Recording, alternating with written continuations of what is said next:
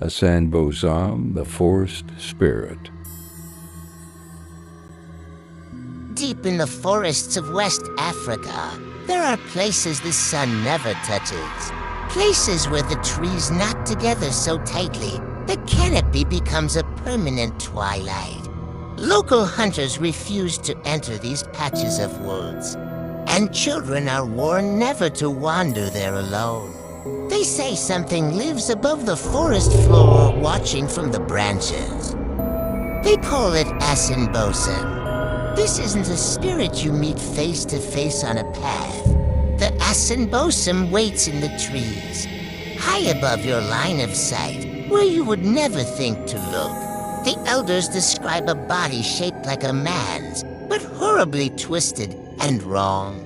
Its teeth are iron, made for tearing flesh, and its feet are curved like giant hooks, strong, enough to let it hang silently from a branch for hours. When the Asanbosam is near, the forest itself holds its breath. The birds vanish. The insects fall silent. Even the wind seems to die down, avoiding the trees it has chosen for its perch. Travelers who have made it out alive speak of a chilling sensation of being watched long before they see anything at all. A strange pressure behind their eyes. The unsettling certainty that something high above them knows their name. The Asanbosam is a patient hunter. It doesn't chase. It studies.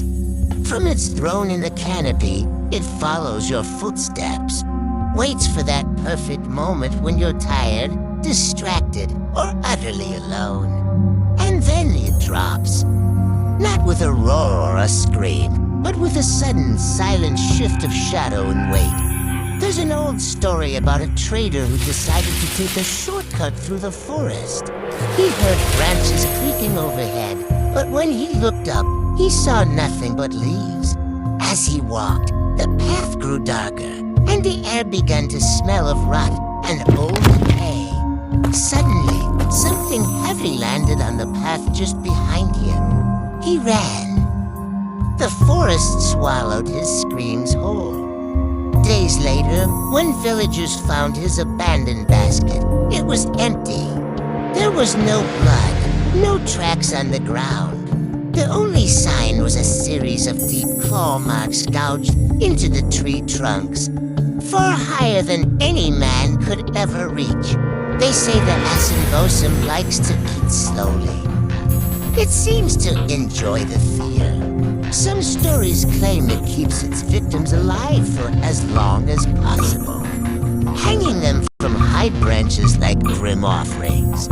Others believe it drains their blood and lets the empty husks fall back to the forest floor, where the trees absorb what's left. To this day, villagers near these forests keep their fires burning brightly all night long. Not to see the Asanbosam, but to remind it that they are awake and watching. Hunters always sleep in groups, and there's a strict rule. No one whistles in the woods after sunset. Children are taught that if they ever hear their name called from above, they must never, ever answer. Sometimes, a child who ignores these warnings and wanders too far will return. Different. They become quiet, distant, their eyes holding a deep-seated fear. They refuse to ever go near the forest again. They whisper about something that followed them from tree to tree. A silent shadow moving through the canopy, its eyes never blinking.